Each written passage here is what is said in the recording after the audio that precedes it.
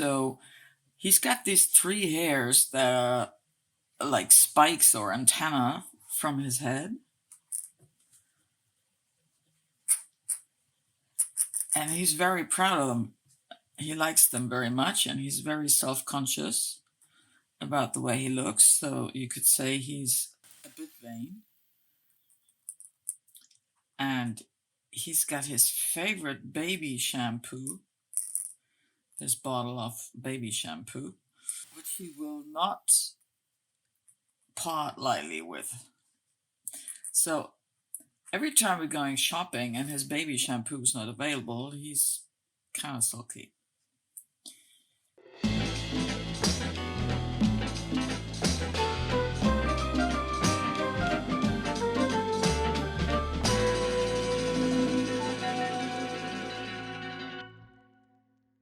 Hey, I'm Kiki, and today I'll show you how to draw Bear. So, the first thing I do when I draw him is draw his spikes or his antenna hair. So I feel what kind of mood he's in. And what I'm drawing here is an episode for the Bear subscription service that I'm offering. And so this is one panel that won't really mean much to you if you just view it on its own. But it is actually part of a story arc that's been going on for a while, and that will go on for a few more weeks, about Bear and his friends, the raccoon and the goose, doing a contemplating how to build a whirlpool. And now Bear is bringing a box of stuff that he's found and that he thought might be useful in helping build all the stuff that he needs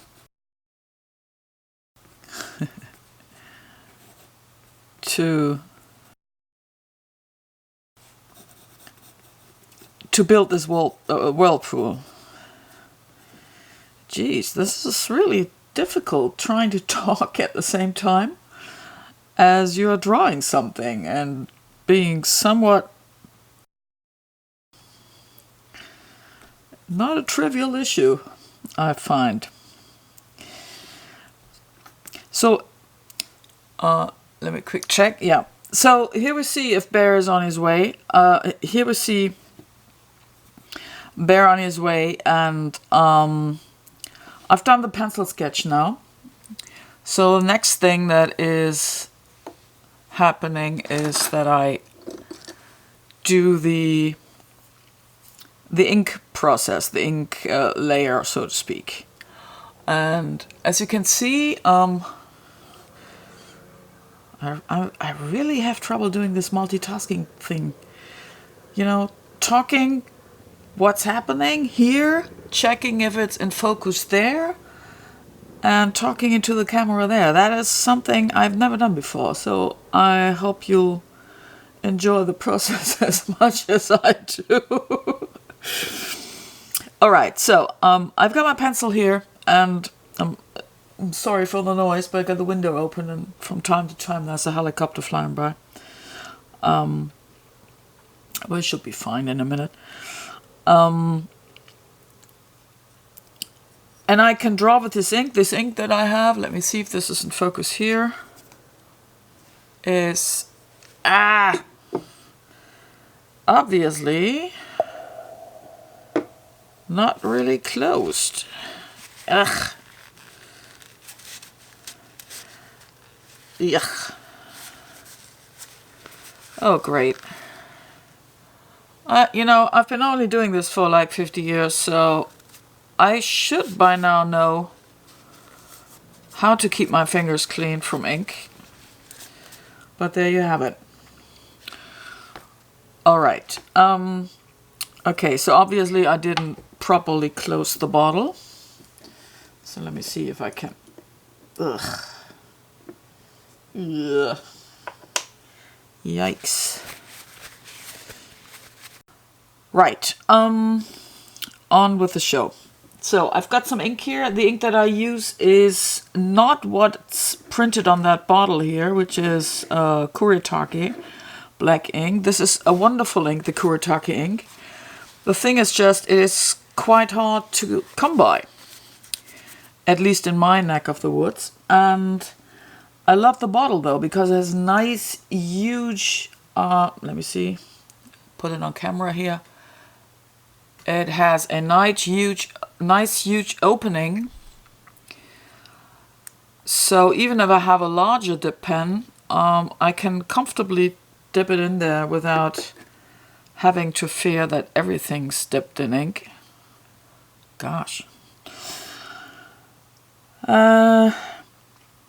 Which would be a shame because it is waterproof ink. All right, so on with the show.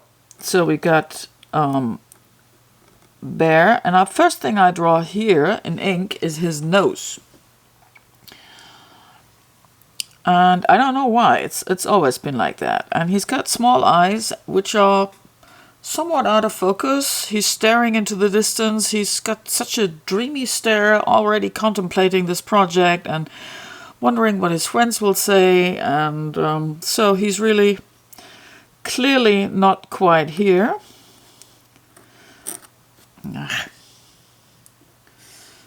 And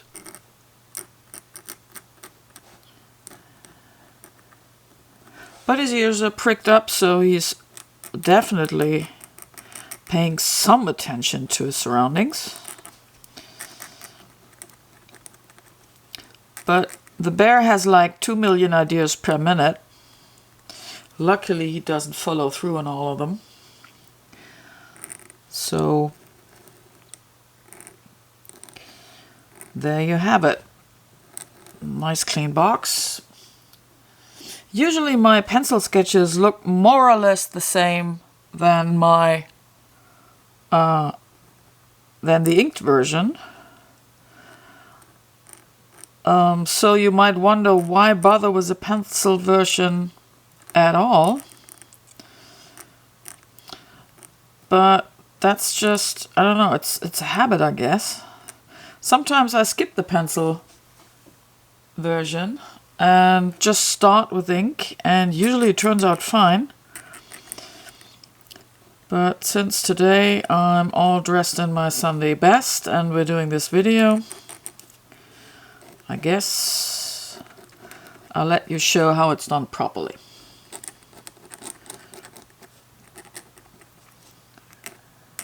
While this is drying, I think I'll go and wash my hands somewhat. So, how to clean my dip pen. It's pretty dirty right now after this. So what I'm using there is a product called Zested. I don't know if the camera picks this up. And it's a dip pen nib cleaner for removing fresh, stubborn and old dried on Indian and permanent inks from dip pen nibs before rinsing with water. I've had this bottle. This is 250 milliliters. I don't know what's that in ounces. No idea. So it's a small bottle, and I've had this for like 5 years now, and I'm using it on a daily basis. So you can see it is. It's a lot of stuff for your money, and it cost about, I don't remember, £10 or something. I ordered it from England, couldn't find it in Germany anywhere, and it's got one of those childproof caps that you need an actual child to pull off safely. I have none at hand, so it always takes me a while. So, and that's just about it. You just do one of those, and then you'll find you can get all the grime and all the black ink off your shiny nib. And You see? And the holder as well, because it's lacquered wood, but still gets dirty, of course. And here you have a nice, shiny, brand new nib. The fun part on a black plastic ink bottle is that you don't really see if it's clean or not. And I have the distinct feeling, not too distinct actually, which is why I'm having dirty fingers again. This is getting like some sort of joke. So first episode and you already get an idea of what it is to be an artist. You get your hands dirty. Back to bare. So now you can see the ink is dried, the pencil is still visible. I don't want the pencil to be visible, so I take a rubber and gently rub off the pencil. Because if I do it too aggressively, it will ruin the paper. It's watercolor paper, which means there's some certain structure on that paper. And if you rub too much with your rubber, what's that? Eraser it is in English, is it? Rubber, eraser? Is that this English, American English thing? I don't know. When I learned English in school, it was called a rubber. I know that rubber has a double meaning too, which is why I'm actually wondering if people still say rubber. Well, this is a family channel, so. Okay, I'm off to clean my hand again and get some fresh water and be back in a minute. Right, so back again with clean hands and off we go to the color stage. I'm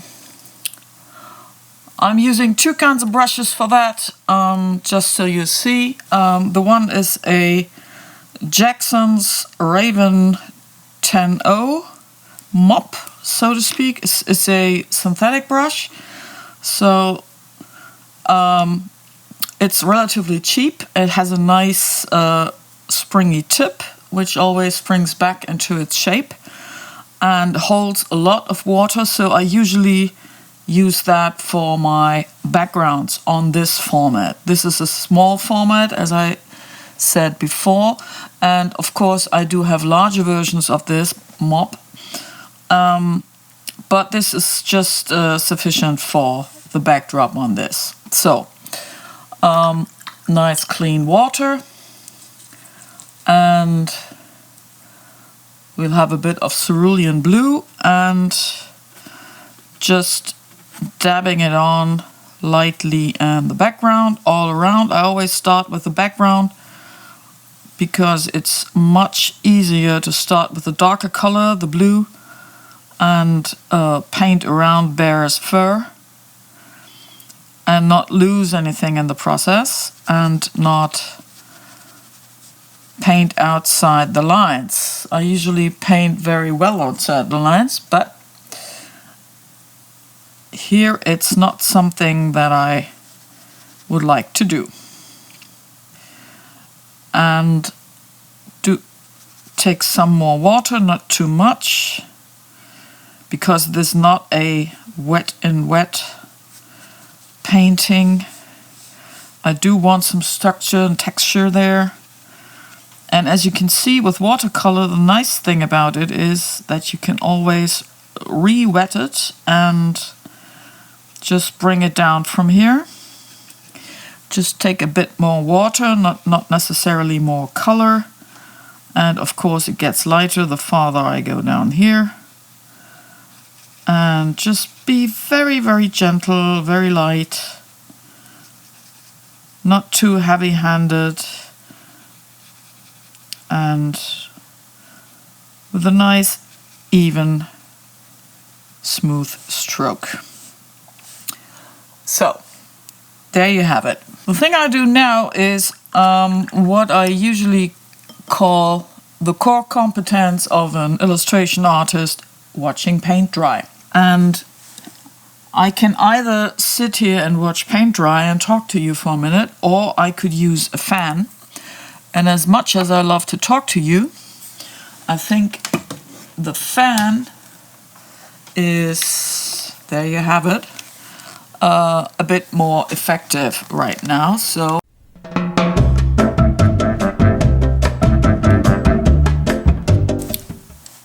when I can show this here a bit. There's still a light shine on that. It is still a bit damp in places, but it is no longer wet. And the next thing I do is paint Bear, because he's the second largest area with the same color. And the color I'll use for that is his signature Bear Brown, which is actually Winsor & Newton Burnt Sienna.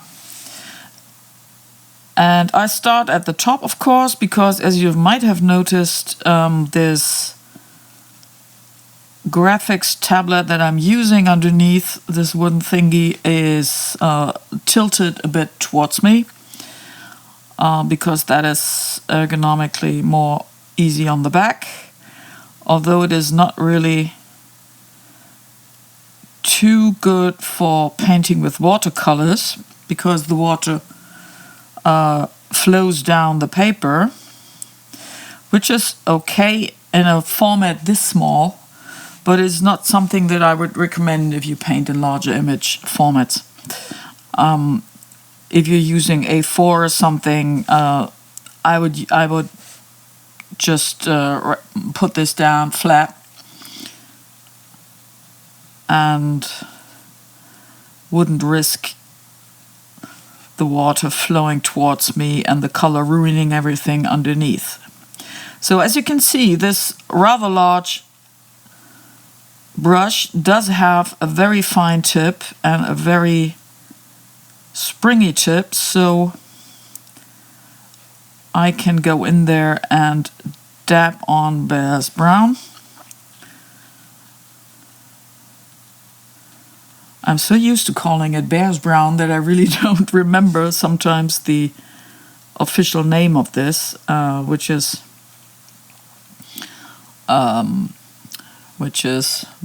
burnt sienna. Okay, a bit more burnt sienna, a bit more water for the bottom part of this. And the thing about watercolors that you have a very limited amount of control over how it behaves, because you're not really painting with color, you're painting with water and pigment. And the smaller the format and the more pigment you use, the more it will feel like painting by numbers, which is okay, I guess. But if you're using larger formats and more serious subject, I think. Let me see.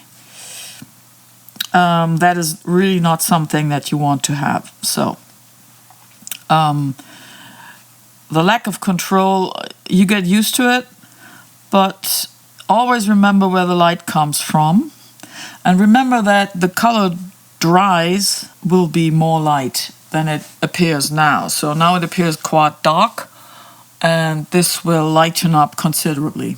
So as you can see, in this area here, let me see, in this area here, I painted a bit outside the line, or inside the box, so to speak, and the box I haven't painted yet. The box will be a cardboard box, so it will be some ochre tone, and so that little dab here won't matter at all. If it mattered, I could just re-wet it and with clean water and take it out, and it would be white again, because it is very, very light where I got in here. But I needn't do that, because I'll paint the box brown, and it will be a used brown cardboard box, and so it doesn't really matter. So this area here is still quite wet, so I could by now choose either to paint the grass below his paws, which I won't do because this area here is still wet, Or I could just go on with the details with the thingies in his box. I don't really know what's in there, but this here looks kind of ominous.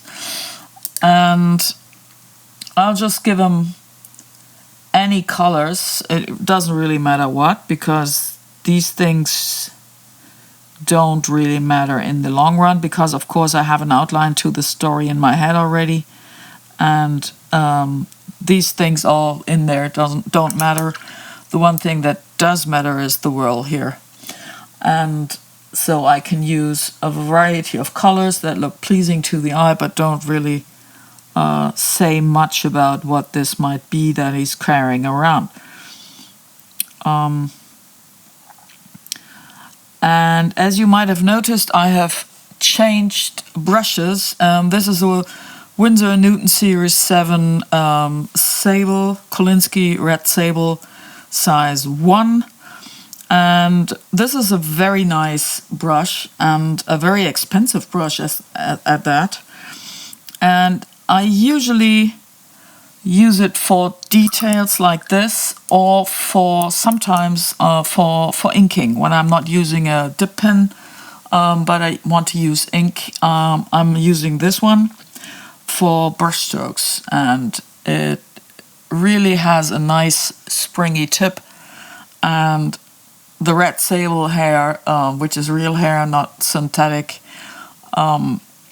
is quite expensive and hard to come by. And I've heard, I don't know if that's true, but I've heard that it is no longer available in the US due to import restrictions. So I'm using a nice shiny red for the handle of this thing to draw attention this artifact that he will use for his whirlpool motoring solution. I love those dark colors that are not really black but blackish, but have a blue undertone. So we're using for the grass some middle green, hooker's green color, Winsor & Newton. By the way, when I'm telling you the brand of colors that I'm using, it doesn't really matter, because all I'm using is professional watercolor, and professional means it's not student grade. It has a higher quality in their pigments, and while you would think that it doesn't really matter in image this small, and especially since I'm going over this in Photoshop afterwards, it really does matter to me, because I know that I can use it consistently, that it will always be the same quality, that it's top quality, that I won't even have to think about it when I plan on doing a larger image and work with it on larger surfaces. Quality does matter. So if you can afford it, try to invest in solid artist grade colors. The brand doesn't really matter. That is up to personal preferences. I have Winsor & Newton, I have Schminke, I have Daniel Smith, and Van Gogh. No, Van Gogh is the student one. Rembrandt from Royal Talents from the Netherlands. And they're all great. And you can all use them more or less interchangeably, and it comes down to who's on sale this week, really. You don't want to look at a label at the brand name. You want to look at on the label at the pigment number, because the pigment number tells you obviously what kind of pigment is in there, if it's 1, 2, or even more. As in everything else in life, less is more. One pigment colors are great. And I hear there's some great Korean brands out there which are a little bit cheaper, called Mijello or something like that. And they have a one pigment line out, and I've yet to try that, but they are a bit cheaper. All right, grass is green, and I think now we can tackle the box. All the surrounding areas are reasonably dry. umber tone for the box. So it looks like a cardboard box, but it has been kicked about for a while. And paint in that. So, and again, I'm waiting for this to dry and go over it with the second coating. So to get one side a bit darker. Always thinking about where the light is coming from, where Bear is casting his shadows. So I could use this very small brush to paint in the gray, silver, shiny parts of this kitchen thingy here that he's got. But what I'm going to do is use a watercolor pencil, a gray one, and these are Albrecht Dürer by Faber-Castell, and they are really, really nice because you can, as you can see, you can sharpen them very much, and so they have a great pointy tip. But if you happen to have larger areas, you can always re-wet them and blend them in with the surroundings because they are watercolor pigments in here. So, and that's that. It's really weird how many details you have to think about. It's really something how detailed this is. And while I'm talking this over, I'm really surprised how much work and thought and effort goes into something so small and so. I mean, this is not art, is it? It's just Bear carrying a box with stuff. But it's fun.